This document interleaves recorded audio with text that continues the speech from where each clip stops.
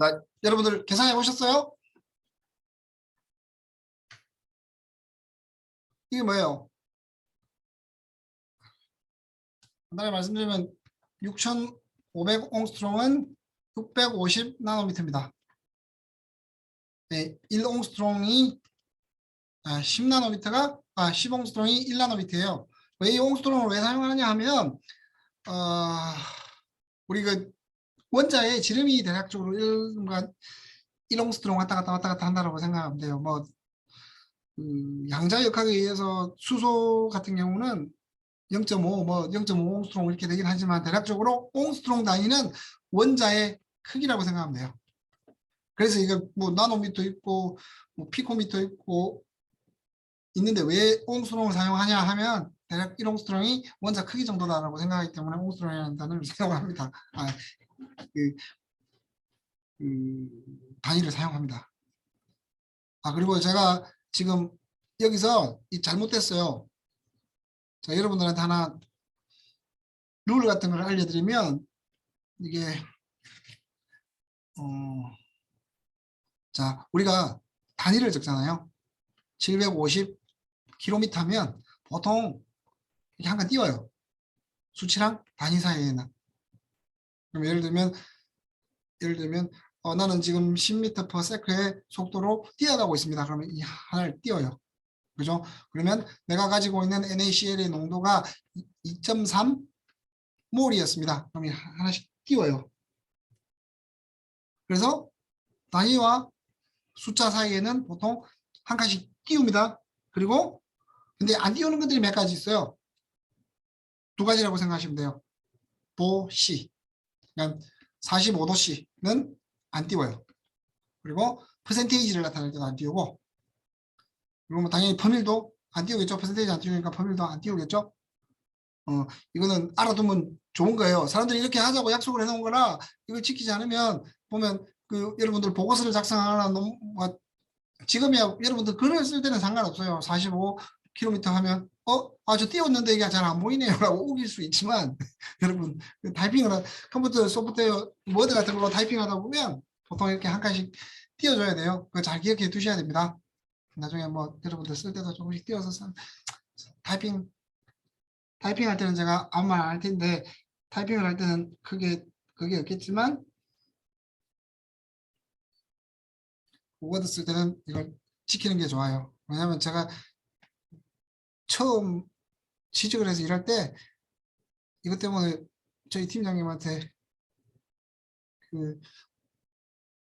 뭐라고 해야 되나 꼬사리를 많이 먹었습니다. 그래서 여러분들은 그런 얘기 안 듣게끔 잘 보고 단위와 숫자 사이는 한 칸씩 띄워주세요. 그리고 띄우지 않는 것들은 퍼센테이지랑 도시 온도를 나타내는 거 K도 그러면 안 띄우겠죠? 그죠? F도 안 띄울 거고 파렌하이트 F도 안 띄울 거고 이렇게 생각하시면 됩니다. 자, 그러면 이게 웨이브랭스는 650 나노미터라는 얘기잖아요. 그럼 다시 말하면 6.5 곱하기 10의 마이너스 7성 미터가 됩니다. 웨이브 넘버는 뭐예요? 웨이브 넘버는 람다분의 1이었죠. 그죠? 6.5 곱하기 10의 마이너스 7성 미터분의 1이니까 계산하면 되겠죠? 잠시만요. 계산해 볼게요. 1 나누기 1.6은 6.25 곱하기 10의 6성 미터 인버스가 나오게 되네요. 그럼 프리퀀시는 C는 람다였죠? 따라서 6.5 곱하기 10의 마이너스 7성 미터분의 3.0 곱하기 10의 8성 미터 퍼 세크 하면 잠시만요. 3.0 나누기 6.5 하면 다시 말하면 얘들이 이 프리퀀시는 다시 계산하면 4.62 정도 되네요. 4.62 곱하기 10의 14성 세크 인버스. 단위가 맞죠? 그죠? 프리퀀시는 초당 있잖아요. 에너지는 플랑크 상수가 얼마였죠? E는 프랑크 상수를 잠시만요. 프랑크 상수가 6.616 곱하기 10의 마이너스 34성 이는 6.616 곱하기 10의 마이너스 34성 줄 세크죠. 세크 곱하기 뉴는 뭐였어요? 뉴는 여기서 나온 값이 얼마였죠?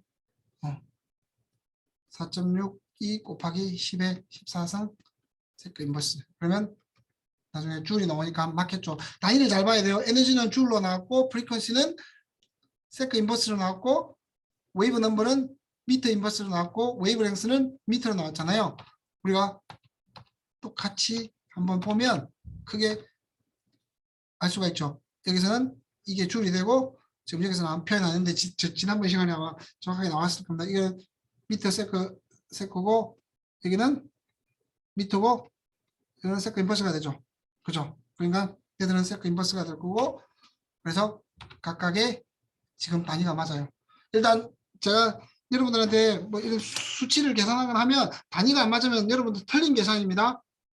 네? 단위가 맞아도 틀릴 수 있는데 단위가 맞지 않으면 무조건 틀린 계산이라고 생각하시면 돼요. 에너지를 계산했는데 뭐 예를 들면 줄 퍼 세크가 나왔다. 그러면 이거는 일률이지 에너지가 아니에요. 그러니까 시간당에 얼마나 에너지가 되냐면 예를 들면 여러분들 뭔가 수치를 가지고 계산했는데 얘들이 에너지가 J per sec로 나왔다. 그러면 이거는 100% 틀린 계산이에요. 맞을 수가 없어요. 이 수치가 정확히 맞아야만 앞에도 맞을 가능성이 있는 거지. 절대 어떤 그 물리학적인 수치를 계산하고 나면 그 단위를 한번 먼저 보세요. 단위가 내가 생각하는 것과 다르면 내가 알고 있는 단위와 다르면 이 계산은 틀렸을 확률이 100%입니다. 아시겠죠? 그러니까 여러분들 검산하는 데 사용하는 형태라고 생각하시면 돼요. 단위는. 그래서 이거 여러분들이 이제 다 풀었고 다음으로 넘어가 봅시다. 자, 이제 여러분들 그 간단한 UV-BIS라든지 이런 그 스펙트럼 포토메트리를 이용한 기기들에 대해서 또 간단히 설명을 드릴 건데 이거 앞에서 계속 나왔던 얘기죠. 그죠? 일단은 PO 뭐 P로 표현하긴 했는데 여기서는 또 동그랗게 표현했네요. 보통 우리가 사용하는 거 큐벳이라고 이야기를 했고 지금 오른쪽에 있는 기기 같은 경우는 이 96일짜리 플레이트가 들어가겠죠. 그러면 96일짜리 플레이트는 또 이게 이 샘플의 높이가 B가 되는 상황이 되는 거고요. 그죠? 그렇게 되는데 이건 뭐 계속적으로 설명했으니까 그거 하지 않더라도 뭐 크게 가지 않을 거고 그리고 여기서 다음과 같이 보면 이 보통 우리가 그걸 할 때 얘들이 맥스가 되는 웨이브랭스를 파장을 사용한다라고 얘기를 했습니다. 이 말인 거고 그래서 옵저번스 뭐 투광도를 다음과 같이 설명을 하게 되고 제가 이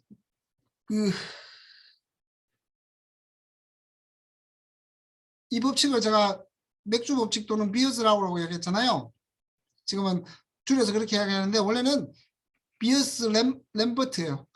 못하네. 비어스 램버트의 법칙이라고 이야기를 해요. 그래서 램버트의 법칙이 뭐냐면 업소션은 이 길이에 비례한다. 그리고 B의 법칙은 C의 농도에 업소션은 비례한다는 얘기예요. 그래서 그 두 개 합해보면 그냥 이렇게 나온다는 얘기고 거기에 있는 상수가 물질마다 다른 몰라 업소소비티가 된다는 의미입니다. 이렇게 추론한 건데 이것들 다른 말로는 비어 램버트 로우라고 얘기하는데 그냥 간단하게 비어스 로우 또는 맥주 법칙이라고 이야기합니다. 근데 딴 데 가서 맥주 법칙이라 그러면 사람들이 그럴 수도 있으니까 그냥 비어의 법칙, 비어스 로우라고 이야기하시면 될 것 같아요. 자, 그러면 뭐 똑같은 거예요. 모노크로널, 그러니까 단색광 IO를 통과시키고 나서 뒤쪽에 매저가 되는 게 I라고 하면 I라고 하고 그리고 여기 안에 있는 농도가 C 그리고 이 길이가 패스한 길이가 B라고 할 때 B의 법칙은 다음과 같이 된다는 거죠. I는 I5 곱하기 10의 마이너스 A, B, C 해서 다시 이야기를 하면 A는 로그 I5분의 I는 A, B, C가 되고 여기는 지금 이쪽에서는 A라고 나타냈는데 원래는 우리가 이전까지는 계속적으로 몰라 업소시티라고 나타냈죠. 그래서 왜 이 사람들 A로 나타냈는지 조금 이따 이야기해 드릴까요. 그렇게 되면 다음과 같은 형태가 나온다. 그리고 여기서 A는 합관계수 또는 소관계수라고 얘기하는데 우리는 제가 표현할 때는 A는 몰라 업소시티라고 표현을 했죠. 옛날에 사용하던 거라고 이야기했잖아요. 합관계수 또는 소관계수라고. extinction coefficient 옛날 사람들이 사용하던 거니까 그냥 몰라 업소시티로 동의를 하고 여러분들 혹시나 갑자기 가다가 또 흑관계수 소관계수가 나올 수도 있어요. 그러면 이거다라고 생각하시면 돼요. 그리고 이제 옛날에 사용하던 단어랑 지금 사용하는 다른 게 뭐냐면 책에 보면 최소 제곱법이라고 있어요. 영어로는 리스트 스퀘어 메소드라고 얘기를 하는데 또는 메소드 오브 리스트 스퀘어라고 얘기하는데 옛날에는 최소 자성법이라고 했어요. 저는 자성법이라고 했는데 최근에는 최소 제곱법으로 많이 쓰는 것 같아요. 이런 형태라고 생각하게 되면 똑같은 얘기인데 extinction coefficient라고 쓰는 사람도 있는데 지금은 몰라 업소시티를 더 많이 쓴다라고 하는 말을 드릴 수가 있습니다. 그리고 이걸 또 외우더라고 하는 이유가 뭐냐면 저는 이 책에서 배울 때랑 이렇게 책을 공부하다 보면 몰라 업소시티가 나오는데 또 일반적으로 이걸 가지고 항체의 농도를 측정할 때 extinction coefficient라는 단어가 또 많이 나와요. 그래서 두 개 다 외워두고 뭘 우선적으로 하려냐 그러면 몰라 업소시티를 먼저 사용한다라고 생각하시면 될 것 같아요. 그리고 버거스 라우가 뭐냐면 어떤 특정한 케미컬은 가장 많이 업소션하는 어떤 캐릭터리스틱 특징적인 모노 크로마틱 라이트 즉 단색광이 있다는 얘기죠. 다시 말하면 이 얘기를 좀 영어로 어렵게 써놓은 건데 각 물질들마다 이렇게 되면 가장 높게 업소션하는 그 어떤 특정한 단백질이 있다. 특정한 단색광 특정한 파장의 빛이 있다라는 의미예요. 조금 전에 계속 말씀을 드렸죠. 앞쪽에서 계속 말씀을 드렸잖아요. 그리고 이제 그 비어슬로우의 이제 한계점이라고 하면 일단은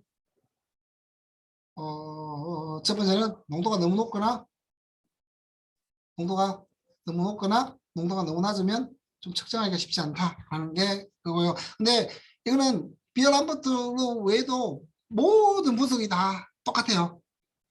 그러니까 이거 낮은 쪽은 뭐가 관련돼 있죠? 저번에 말하는 LOD, LOQ와 관련이 있는 거고요. 그러니까 낮은 물질로 가면 갈수록 시그널 투 노이즈가 증가하기 때문에 시그널 투 노이즈가 감소하기 때문에 얘가 시그널인지 얘가 노이즈인지 판단하기 쉽지 않은 영역이 계속 나오게 돼요. 그래서 농도가 낮은 쪽으로 가면 어떤 기기들인지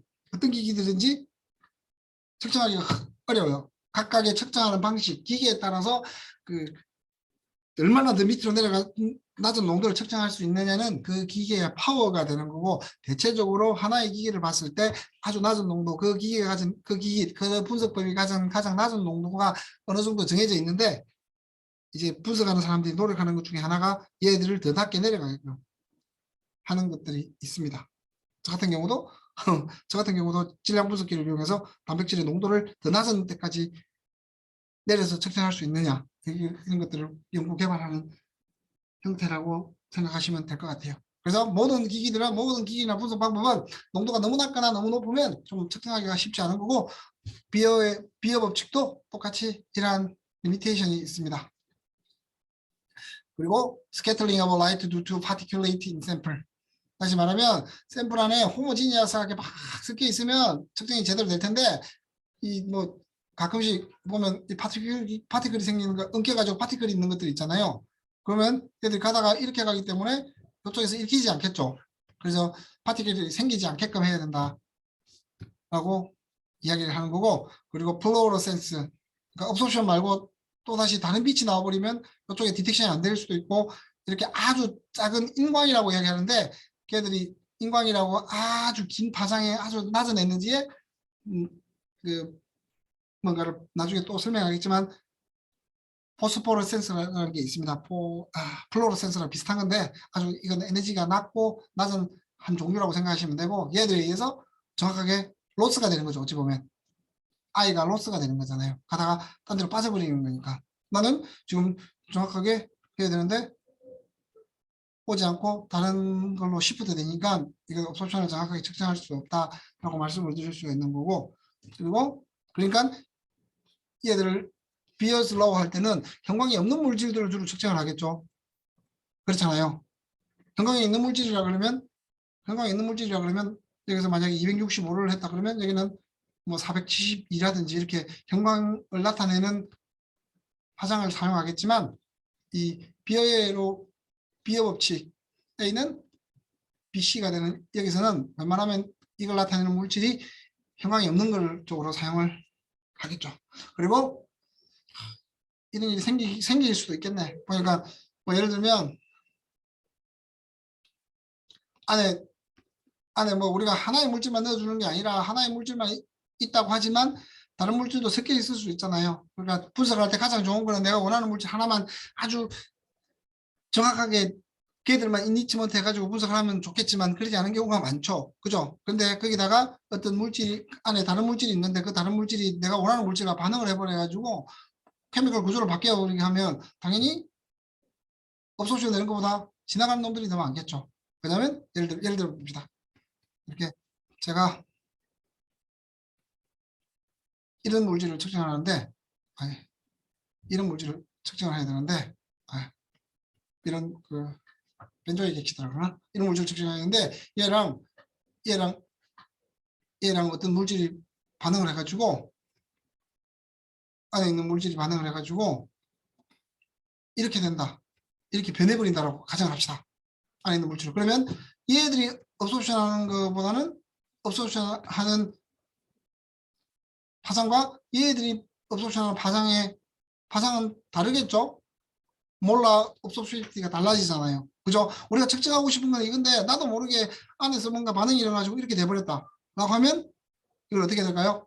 내가 오롯이 얘들을 측정한 게 아니라 뭔가 시그널이 이쪽으로 로스가 돼버리는 거잖아요. 그죠? 그래서 안에서 케미컬 리퀴리블리아, 그러니까 컨센트레이션이 바뀌는 이런 것들이 없어야만 된다라고 말씀을 드릴 수 있고, 다섯 번째는 그 단색광. 그러니까 다시 말하면 우리가 측정할 때 어떤 특정한 물질을 측정할 때 가장 좋은 게 여기를 측정하면 되는데, 그래서 여기에 있는 파장만 정확하게 쏴주면 가장 좋은데 기기적인 특성 때문에 또 하나의 파장만 단색광만 정확하게 빼내기가 쉽지 않기 때문에 또 이런 일들이 일어납니다. 그러니까 가장 이론적으로는 얘들만 뭐 265나노미터라 그러면 얘들만 나오면 되는데 보통 265나노미터를 정확하게 하지 않고 그냥 픽 인텐시티가 이렇게 될까요? 이렇게 내가 쏘아주는 픽이 이론적으로는 하나의 샤프한 선으로 돼야 되는데 그러지 않고 이렇게 브로드한 이 커브가 되기 때문에 이쪽에서 나오는 이런 파장들이 영향을 미칠 수 있다라고 얘기하는데 크게 뭐 많지는 않습니다. 그리고 스트레이 라이트라고 그러는데 이건 한번 읽어 보시기 바랍니다. 뭐 크게 중요한 건 아닌데 나와 있길래 이런 것도 영향을 미친다 그러는데 솔직히 전 읽어봐도 크게 뭐 그럴 수도 있겠구나라는 생각은 들긴 하는데 크게 영향을 미칠 것 같지는 않으니까 가장 중요한 거는 지금 1, 2, 3, 4, 5번이라고 생각하시면 될 것 같아요. 그리고 5번도 약간 뭐라고 해야 되나, 이거는 뭐 크게 영향을 아주 센시티브하게 측정하지 않는 이상 뭐 크게 영향을 미칠 것 같진 않아 보입니다. 자, 그러면 우리가 UVB스가 어떻게 생겼는지 한번 봅시다. 똑같죠? 제가 계속 그림을 그려주는 게 이렇잖아요. 그죠? I, O, I. 그죠? 그러면 이 빛을 만들어주는 강원, 소스 오브 라이트가 있어야 되겠죠? 그죠? 그런 다음에 파장 선택기. 이게 뭐예요? 이 물질이 가지고 있는 최적의 파장이 있잖아요. 그죠? 265라고 그러면 여기서 파장 선택기에서 265나노미터를 셀렉션 해줘야 되겠죠. 그죠? 그 파장 선택기가 있고 그 파장을 따라서 나온 게 265가 나오면 시료 용기에 통과하고 그리고 그럼 여기 I가 나오겠죠. 그 I를 광검출기로 검출한 다음에 이 광검출기에서 나온 신호를 처리하게 되면 결국에는 265나노미터에서 얼마? 뭐 예를 들면 0.78 그리고 농도를 좀 낮춰주면 0.43 뭐 이렇게 나오겠죠. 이제 이 구조입니다. 계속적으로 설명하던 구조를 좀 더 자세하게 그렸다라고 생각을 하시면 될 것 같아요. 그리고 광원은 보통 D2가 뭐예요? 하이드로젠의 디스륨이라고 그러죠. 하이드로젠의 이성질체가 뭐라고 그러죠? 동위원소죠. D2 램프나 H2 램프를 주로 많이 쓰는데 저는 이때까지 제가 사용하던 HPLC에 달려있던 램프는 대부분 다 거의 대부분이 D2였습니다. 근데 H2를 사용하는 사람도 있긴 합니다. 뭐 기계에 따라 다른 거고 만드는 회사에 따라 다른 거기 때문에 저는 HPLC를 사용할 때는 거의 다 D2를 사용했었습니다.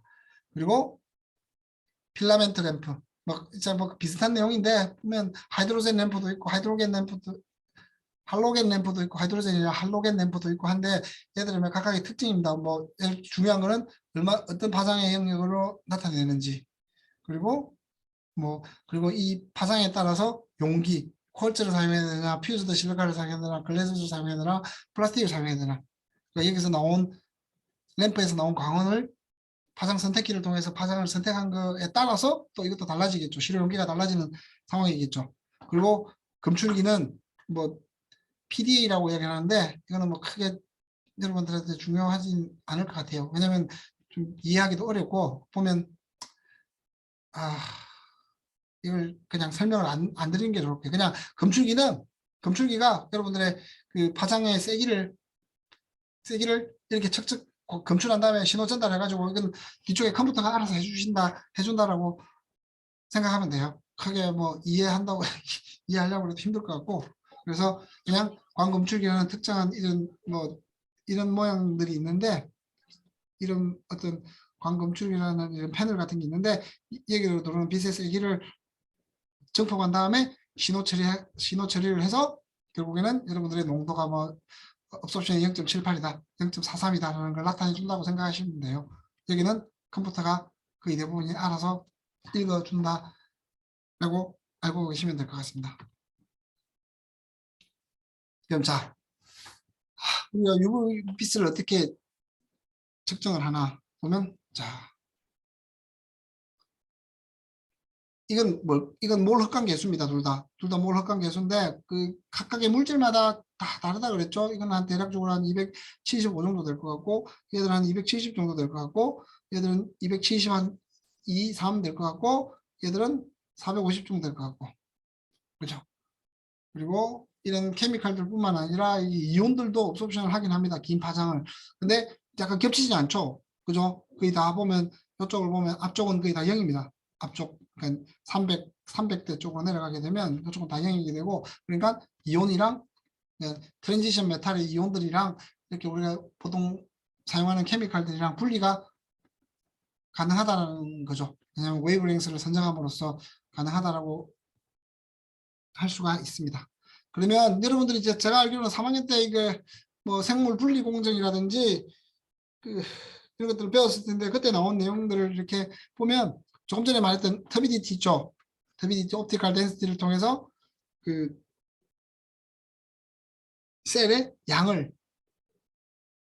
농도를 표시한다라고 그랬잖아요. 그냥 우리가 케미칼들 몰랄 농도 또는 그램 퍼 리터 또는 뭐 ppm 등으로 ppb 이렇게 나타내듯이 보통 셀의 양은 덴시티를 통해서 나타낸다라고 말씀을 드렸습니다. 이렇게 OD를 측정해가지고 이 수치를 그냥 나타내도 사람들이 그러면 셀이 정확히 몇 개 있는지 모르지만 어느 정도 있겠구나라고 이제 판단을 할 수 있게 되는 거죠. 그리고 이제 얘들이 사용되는 것도 또 다른 게 이제 단백질 분석할 때 똑같이 사용됩니다. 단백질 정량 분석을 할 때 뭐 뷰렛 메소드, BCA 메소드, 로우리 메소드, 브래포드 메소드 이렇게 있는데 대부분 다 결국에는 이 96일짜리 반응을 보낸 다음에 그 색깔 변화에 따라서 96일짜리에다 이렇게 집어넣고 그 단백질의 스탠다드 커브를 그리고 그다음에 내가 모르는 언노운한 샘플을 그러니까 최소 제곱법에 의해서 y 이퀄 ax 플러스 b를 r 제곱이 뭐 0.999라고 하면 이 a y 이퀄 ab를 스탠다드 커브를 그린 다음에 구하고 그런 다음에 내가 모르는 언노운한 단백질을 넣어주게 되면 이렇게 거꾸로 내려와서 알 수가 있다라는 게 프로테인 퀀티피케이션입니다. 이것도 하나의 스펙트럼 포토메트리의 종류라고 생각하시면 될 것 같아요. 그리고 여기서 이 단백질 이것도 보통 593이니까 아마 비즈블이죠. 비즈블이 한 380에서 700 정도까지였으니까요. 이게 한 595인가 그럴 거예요. 595를 사용하는 게 595를 사용하는 게 이게 브레포드 세이 로리 메소드에서 사용하는 거고요. 그리고 여기는 600나노, OD 600이라고 적힌 게 이게 600나노미터에서 사용을 했다는 의미예요. 다시 말하면 이 UV-BIS의 그 하나의 어플리케이션, 여러분들이 많이 사용할 것들에 대해서 지금 이렇게 나타낸 겁니다.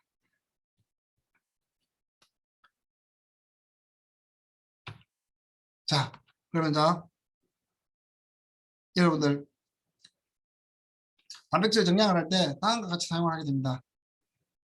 BSA 스탠다드를 가지고 이렇게 측정합니다. 측정합니다. 그 다음에 UV 스펙트로메트리를 하면 각각의 수치가 나오겠죠. 지금 여기는 OD라고 얘기했는데 뭐 이게 뭐 OD라고 해도 크게 문제 없는 게 이게 웨이브랭스가 595인가 595 나노미터인가 그래요. 뭐 별 차이 없으니 그냥 OD 600으로 나타낸 건데 그 다음에 이 스탠다드 커브를 그려요. 이렇게. 그 다음에 y 이퀄 ax 플러스 b예요. 근데 보통 절편이 0이 될 수도 있어요. 왜냐면 만약에 이게 0이 확강도가 0이 안에 내가 말하는 BSA가 없으면 0이 될 테니까 0이라고 가정을 하고 생각을 할 수도 있습니다.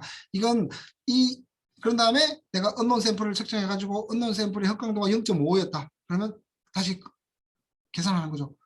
이거 y가 0.55였으니까 a 값이 나와 있고 b 값이 나와 있는데 b가 0이니까 제끼고 a를 나눠주게 되면 x 값이 나오고 그러면 이 언노운 샘플의 농도가 계산된 x가 되게 되는 거죠.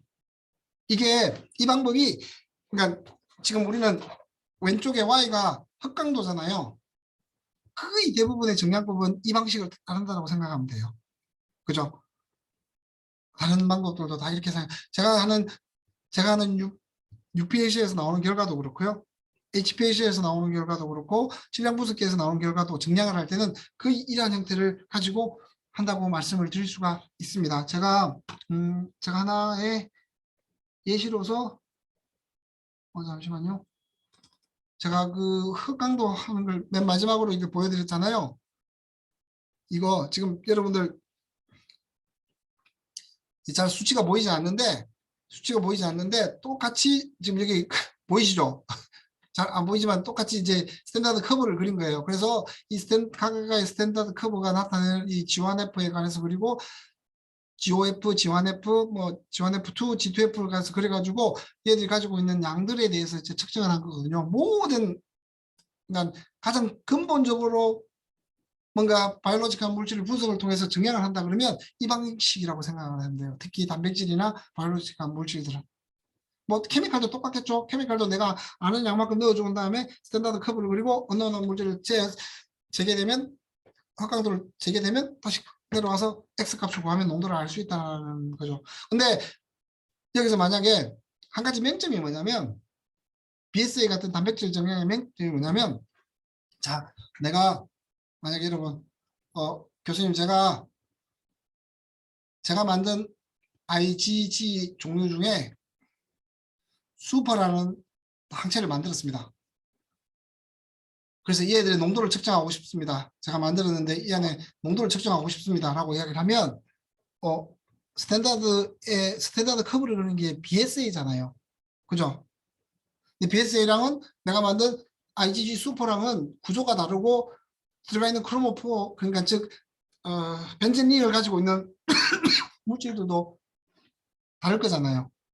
그죠? 구조가 다르고 뭔가 다 다르기 때문에 가장 좋은 방법은 만약에 내가 IgG 슈퍼라는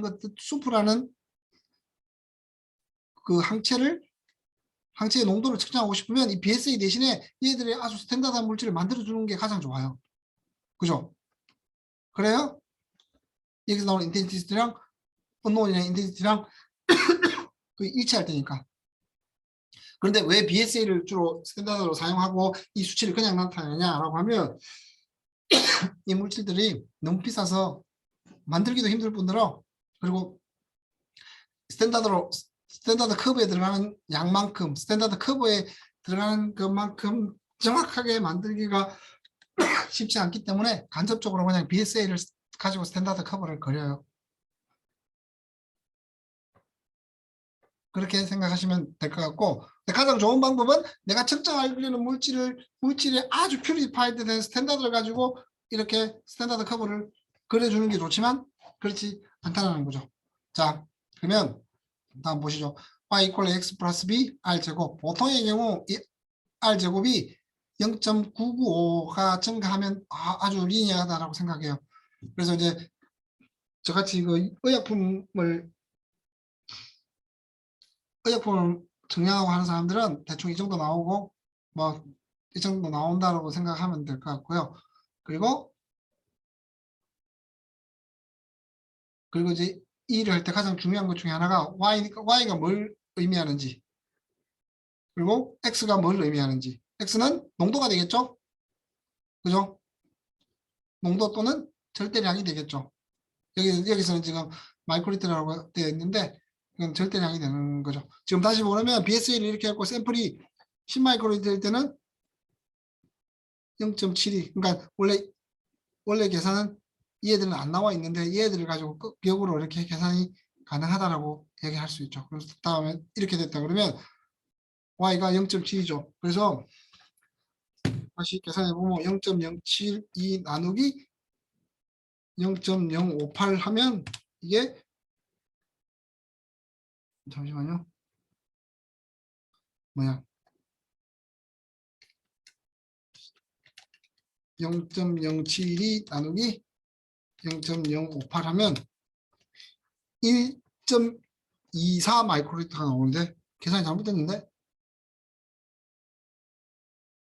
이게 뭔가 지금 잠시만요. 이거 고려하지 마세요. 이거 뭔가 수치가 잘못된 것 같으니까 이렇게 하고 언노운 샘플을 가지고 역으로 추적할 수 있다라고 하고 만약에 언노운 샘플이 여기서 이렇게 0.7이 나왔다라고 하면 y가 0.7 나누기 0.058이라고 하면 12 결과가 12.07 마이크로리터가 나와요. 그래서 이제 언노운을 계산하는 방식은 이렇게 계산하고 b가 지금은 0이잖아요. 그죠? 0일 때랑 0이 아닐 때를 생각해 보시면 될 것 같아요. 자, 그러면 여러분들 지금 각각 엑셀 시트를 켜가지고 제가 한 5분 정도를 줄 테니까 이걸 가지고 여러분들 이걸 한번 계산해 보세요. 첫 번째는 인터셉트가 0일 때, 그러니까 다시 말하면 B가 0일 때, B가 0이 아닐 때를 해서 따로따로 계산해 보고, 그리고 내가 언노운 샘플 3개를 분석해 보니까 이렇게 나왔다 라고 하면 결과가 어떻게 나오는지 지금부터 아니다 40분까지 한번 풀어보세요. 이걸 여러분들 또 풀어보라고 한 얘기가 뭐냐면 엑셀 스프레드시트로 해야 돼요.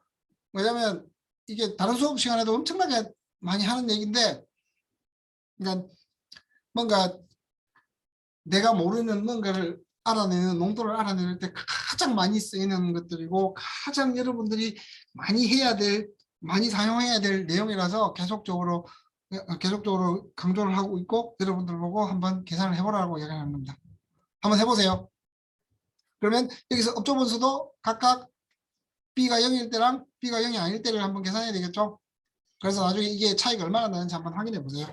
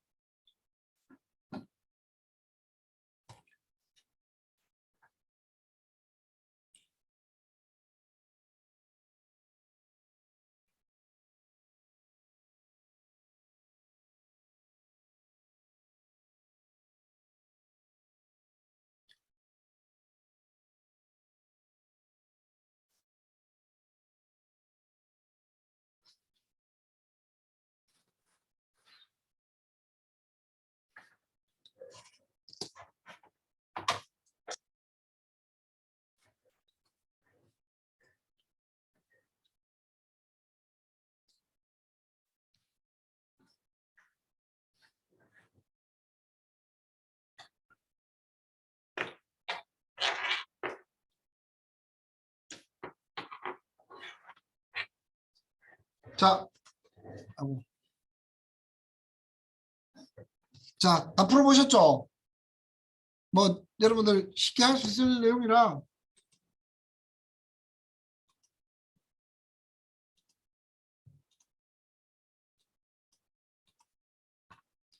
자, 제가 계산한 건 다음과 같거든요. 다음과 같아요. 보이나요? 자, 이 수치를 가지고 계산하면 이렇게 나와요. 거의 뭐 차이 없죠? 자, 그리고 그러면 교수님 이게 잠시만요. 다시 한번 그려볼게요.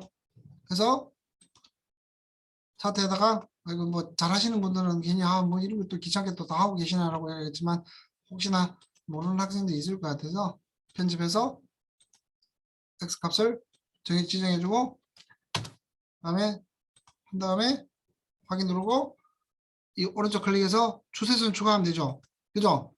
그리고 r 제곱값이 차트에 표시되고 수식어 y 이퀄 x가 표시가 되죠. 그 다음에 절편을 0으로 할 것인가 말 것인가. 지금은 절편을 클릭하게 되면 절편이 사라지고 절편을 0으로 고정하는 겁니다. 네, 아니면 이렇게 절편이 0.0014가 나오게 되고요. 그럼 뭐 나중에 보면 여러분들 절편을 만약에 내가 1로 지정을 해버렸다. 그러면 이 r 제곱값이 극도로 낮아질 거예요. 말이 안 되는 얘기죠. 그죠? 그래서 얘들은 이제 절편을 내가 마음대로 조정할 수 있다라는 얘기입니다. 자, 그러면 그래서 이제 절편을 0으로 고정하지 않고 해서 나온 결과가 이렇게 되는데 그 0.0014 차이니까 0.01 차이니까 거의 뭐 차이가 없다라고 생각하고 그러면 일단은 우리가 프로테인이 없을 때는 인텐시티가 0이 되는 게 맞다라고 생각을 하면 다음과 같이 사용을 할 수가 있습니다. 근데 그럼 자 X축은 뭐예요? X축은 프로테인 A의 농도가 되겠죠. 그죠? 그리고 제가 Y축은 제가 적어주진 않았지만 어떤 특정한 분석기를 통해 가지고 나온 인텐시티, 아르비트리, 그러니까 보정한 임의의 인텐시티를 나타나게 되는 거죠. 그래서 보통 지금 저는 여기다 안 적어줬는데 여기다가 인텐시티, 이건 농도 마이크로그램 퍼 ml 적어주는 게 좋습니다. 그러면 다시 봐서 자 0.07 그리고 0.1 그리고 0.14가 있었죠. 그죠? 그렇게 되면 이꼴 이거 같은 경우는 어떻게 돼요? 이거 나누기 0.0173이 되겠죠? 그러면 농도가 이렇게 나오게 됩니다.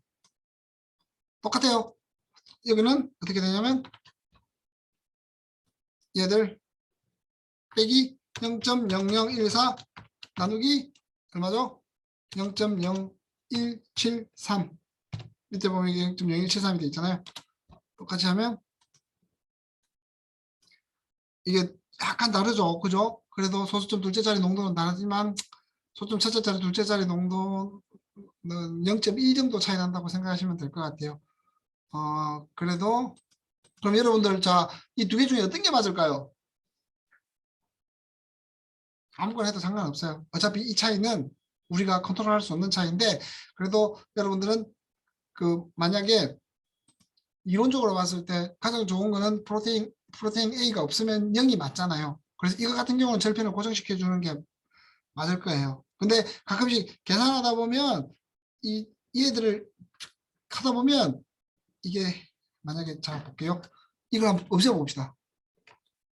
없애보고 얘들을 0.023 이게 이렇게 되면 얘들이 조금씩 그 Y 절편이 증가하는 경우가 있어요. 그러니까 Y 절편이 지금은 무시할 정도로 작다라고 생각이 되어지지만 무시할 정도가 넘어서게 되면 그건 붙여주는 게 낫습니다. 근데 대부분의 경우는 이렇게 0이 나오면 다음과 같이 뭐 거의 비슷한 형태 995가 나올 거예요. 예를 들면 절편을 0이 아니고 어떤 절편을 0으로 고정했는데 이 R 제곱값이 0.995 이하 그럼 0.98이 나온다 그러면 그거는 0.99는 그러니까 절편을 0으로 두면 안 되는 거예요. 그에 따라서 왔다 갔다 하면 돼요. 근데 이거 같은 경우는 그 차이가 미미하기 때문에 크게 문제가 없다라고 생각이 되어집니다. 이거 아시겠죠? 여러분 계속적으로 하다 보면 이거 정말 많이 나올 거예요. 그럼 만약에 여러분, 자, 다시 돌아와서 내가 만약에 0.93이라는 수치를 얻었다. 한번 해봅시다. 이걸 믿을 수 있을까요? 없을까요?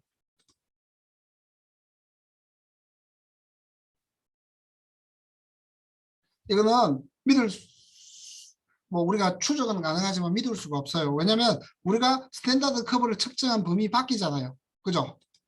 맞죠? 53이면 우리가 측정한 0에서부터 우리가 측정한 0에도 54에는 리니얼리티를 보이는데 만약에 여러분들 보시면 우리가 여기까지 이렇게 잘 나왔는데 여기서부터 이렇게 된다고 쳐봐요. 그러면 이거는 53이다 라고 하면 이건 알 수가 없는 거예요. 그죠? 근데 53일 때는 지금 우리는 이렇게 될 걸 가정하고 똑같은 직선이 있을 거라고 가정하고 이렇게 했는데 53에서는 이렇게 나온다 그러면 이거는 틀릴 수 있다는 거죠. 그러니까 대략적으로 리니얼리티를 가정을 하고 계산을 할 수 있지만 우리가 만들었던 데이터 범위 밖에 있는 것들은 믿지 않는 게 좋다라는 얘기입니다. 무슨 말인지 아시겠죠? 추정 이렇게 예측은 할 수 있지만 예측은 대략적으로 리니어하다고 가정하고 예측은 할 수 있지만 그렇다고 해서 이 데이터가 뭐 나중에 딴 데서 사용할 수 있는 데이터냐라고 하면 안 됩니다. 그러려면 여러분들 여기다가 60이나 뭐 70 같은 걸 넣어줘 가지고 똑같이 측정을 해야 돼요. 그래서 70도 이렇게 나왔을 때 리니어하게 나온다라고 하면 그게 문제가 없는데 만약에 70도 나왔는데 이 정도 나왔다. 그러면 이거 어디선가 이렇게 세츄레이션이 된다는 얘기잖아요. 그러면 여기까지밖에 믿을 수 없는 데이터이기 때문에 여기서 벗어난 데이터는 이 리니얼리티 우리가 측정한 스탠다드 커브 범위를 벗어난 것들은 추정하는데 사용하지 않는 거고 여기 내에 나오는 농도 그러니까 여기 내에 나오는 인텐시티를 가진 언론만 계산이 가능한 거지 그 밖은 계산이 힘들다라는 얘기인 거죠. 무슨 말인지 이해하시겠죠? 네, 뭐 다 잘 알고 있는데 지금 이야기 안 하는 걸로 받아들이겠습니다. 자, 그리고 네, 여기서부터는 다음 시간에 하도록 할게요. 그리고